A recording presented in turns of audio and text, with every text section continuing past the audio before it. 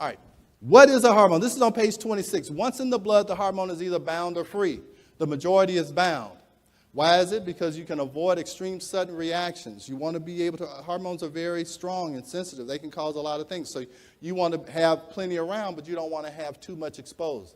It avoid extreme sudden reactions, prevent rapid metabolism, and avoid peaks and valleys in the hormones. Okay? Because again, they are very potent. Bound versus free. Most of the hormone is bound. Usually 98, 99, 98. 97%. You see estrogen, 99% is bound, only 1% is free. Testosterone, the same thing. Here's the key point in this, okay? What's in the serum is bound and unbound. We're going to show you that in just a minute, okay? You can change the amount of free hormone without changing the total. Okay, that's very easy to see. If I take that 69% bound by sex hormone binding globulin and make that 68, and take that 1% and put it over here on the free, and we're going to see in just a moment that the free is the important part. By what percentage have I increased the free amount? 100%. What have I done to the total? Zilch. Okay? So if you are looking at the bound and the unbound in the serum, you don't have any idea how much is active. And remember, the only red word that I had in those objectives were action. That's the important part, is how much is active, how much is free. Okay, now this is in Speroff. This is not something I made up or Dr. Zaba or Dr. Mead made up. This is in Speroff. Serum measurements of steroid hormones. Unable to easily distinguish between bound and free estrogen and testosterone. Has a large normal range. And what's that last bullet point say? Provides limited clinically useful information. Now, that Speroff said that. And what's the copyright of this book? This is from 1994. This is the fifth edition. What I showed you was the sixth edition, which was like 2006 or something. So 1994, it tells us that serum measurements provide limited clinically useful information. And how were most people measuring testosterone? In the serum. So don't say that Dr. Taylor is against blood testing and he's all. I'm telling you, it provided limited clinically information. When I relied on blood testing, which we never did, I didn't rely on it. When I did 4 years of residency in OBGYN at Emory University, that's about 10 miles down the road, I never once, never, ever, never, ever ordered a serum estradiol. Never. Never. How many times did I do it? Never. Never ordered a serum testosterone. Never. Because even though it wasn't said, it didn't provide any clinically useful information. People who've heard me before, how do we make hormone decisions?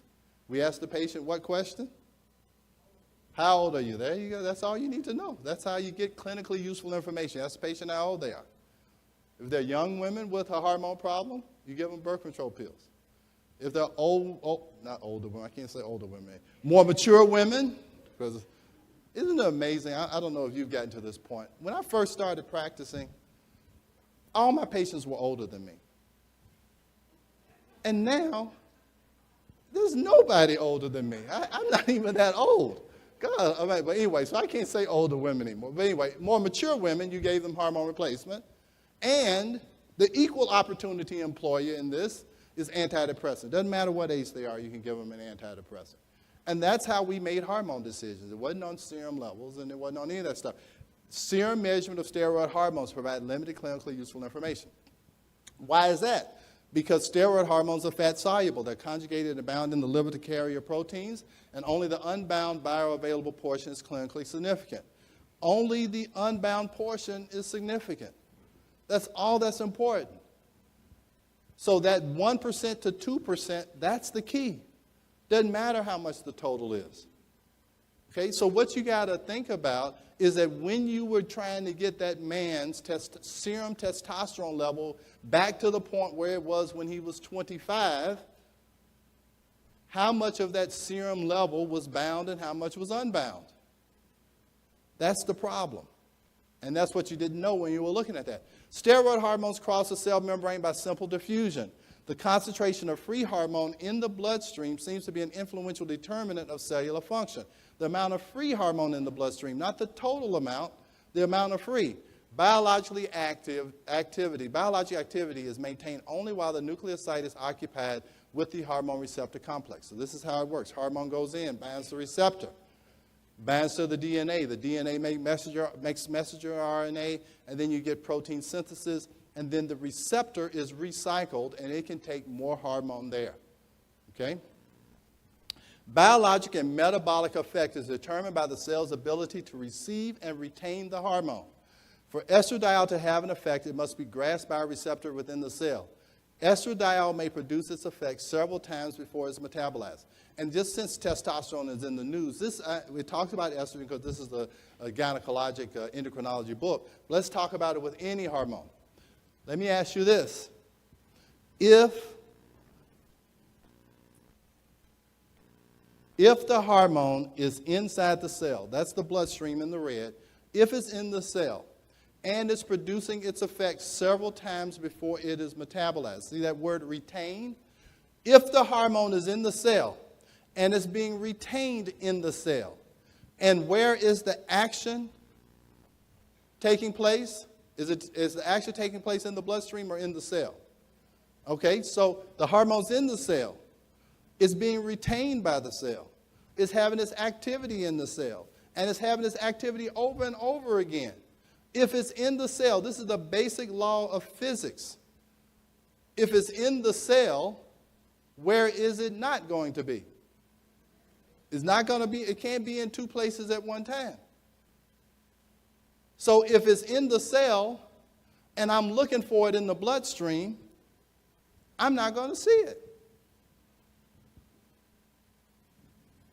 Is this not too high level for you, is it?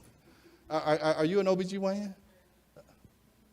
It's not too high level for you. Yeah, you're honorary. Did you get that question right? Yeah, well then, it's not high level math here, you guys. If the action is in the cell, you don't need to be monitoring blood levels to figure out if it's too high or too low. Okay, so let's